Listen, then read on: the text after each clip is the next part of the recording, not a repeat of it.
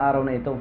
Ang ibig sabihin ng alhamdulillah, ang lahat ng pagpupuri at pasasalamat ay tanging nauuko lamang sa Allah. Ang Allah, ito ang pansariling pangalan ng lumikha. Siya ang lumikha ng kamatayan at buhay. Siya ang nagbigay buhay sa atin at babawi ng buhay. Ang Allah, ang tanging hukom at hari sa araw ng paghuhukom. Sinabi ng Allah sa kanyang maluwalhating banal na Quran, kullu nafsin da'iqatul maut. Lahat ng may buhay makakatikim, makakaranas ng kamatayan. Inna lillahi wa inna ilaihi raji'un. Ang Allah ang namamahala sa atin, sa Kanya tayo ay magsisipagbalikan. Wa inna illa rabbina lamunqalibun. Talagang-talaga, sa Panginoon tayo ay magbabalik sa Kanya. Ngayon kapatid, paano tayo magkakaroon ng kasiguraduhan ng kaligtasan ng ating kaluluwa? Tunay na kapanatagan at kapayapaan. Sinabi ng Allah subhanahu wa ta'ala, "Walladina amanu wa amilus salihat, ulaika ashabul jannati hum fiha khalidun."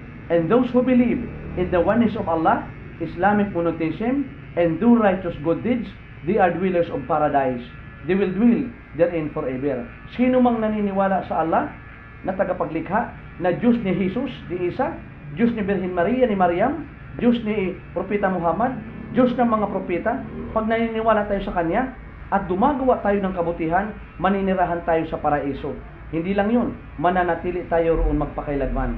Ang Allah ay lumikha ng impyerno at paraiso. Hindi ito tayong papayag na dito sa lupa ay sakripisyado na tayo, pag namatay, diretso pa tayo sa impyerno. Huwag tayong papayag. Kasi ang Allah ay sinabi ng Allah sa kanyang maluwalhating banal na Quran,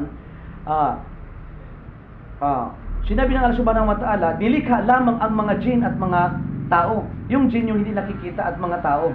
Wa ma khalaqtul jinna wal insa illa liya'budun. Nilikha ang mga engkanto, yung hindi nakikita, ang mga jin at tayo, upang sambahin lamang ang tagapaglikha. Paano natin siya sasambahin? Kilalanin natin siya. Ideklara natin siya. Maniwala tayo sa Kanya na walang ibang Diyos maliban sa Allah. Pagkat lahat ng mga propeta, iisa ang lumalaw sa bibig nila. La ilaha illa huwa. Iisa lamang ang dapat pagkukulan ng pagsamba. La ilaha illallah. Walang ibang Diyos maliban sa Allah. Kaya kapatid, narinig mo naman ang pangalang Muhammad, ano? Si Muhammad po ay huling propeta siya. Bilang mananampalataya, igalang natin ang lahat ng sugo mensahero ng Allah. Ano po? At tapos yung Quran naman, narinig nyo na lang ang Quran. Ang Quran ito po ay maluwalhating salita ng Allah. Maluwalhating the noble Quran. Ito ang salita ng Allah na walang dagdag, walang bawas, eksakto siya. Na sinasabi dito na iisa lamang ang dapat pagkukulan ng magsamba. Iisa lamang ang tagapaglikha. Hindi katulad ng mga nilikha ng Allah, halimbawa ang baboy, pag nanganak, baboy, marami ng baboy. Pag halimbawa nanganak ang tao, marami ng tao. Pero ang Diyos ay hindi katulad sa kanyang mga nilikha. Ang Allah ay hindi katulad o kawangi sa kanyang nilikha. Hindi nanganganak, hindi ipinanganak. Siya ay hindi katulad. Sapagkat kung ang Diyos nanganganak, marami ng Diyos, di ba? Pero hindi wala itong katotohanan. Pagkat dito sa Murong, kung dalawa ang mayor, magkakaguluhan. Ano po? Kung dalawang presidente ng Pilipinas, o tatlo, magkakagulo. Kaya practically speaking, iisa lamang po ang tagapaglikha, ang Allah subhanahu wa ta'ala, kapatid. Kaya simple lang, bago tayo maghiwa-hiwalay, naalalayan ko kayo kung paano pagbabalik loob sa Allah. Ang pagbabalik loob, idideklara mo lamang na bibigkasin mo mula sa kaibuturan ng iyong puso ang ganito: Ashhadu an la ilaha illallah wa ashhadu anna Muhammadan abduhu wa rasuluh.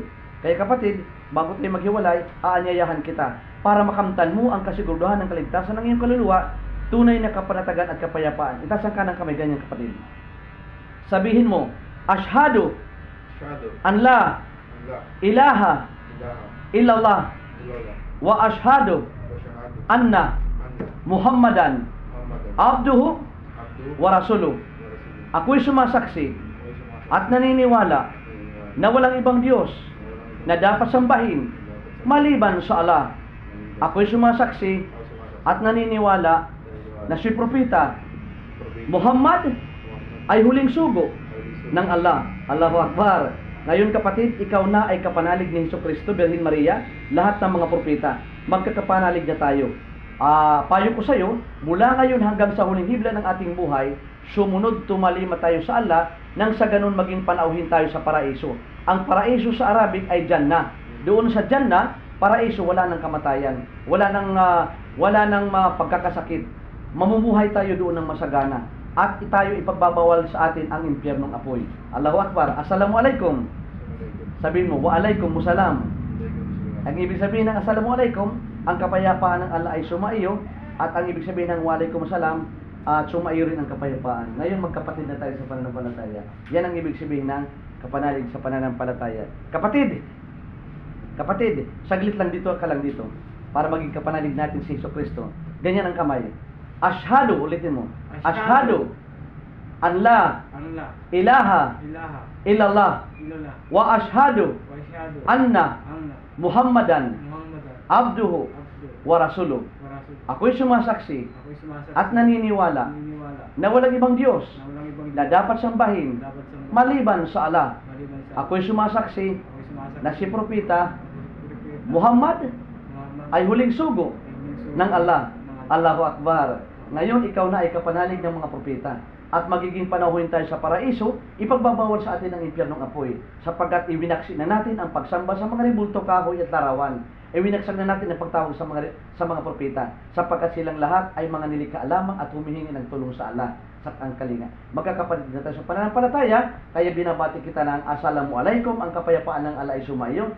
Ashhadu an la ilaha illallah wa ashhadu anna Muhammadan abduhu wa rasuluh. Ako'y sumasaksi at naniniwala na walang ibang Diyos na dapat sambahin maliban sa Allah. Ako'y sumasaksi at naniniwala na si Propeta Muhammad ay huling sugo ng Allah. Allahu Akbar. Assalamualaikum. Masyaallah. Assalamualaikum. Assalamualaikum kapatid. Pagpalain kayo ng Allah. Dalangin ko sa Allah na tayo ay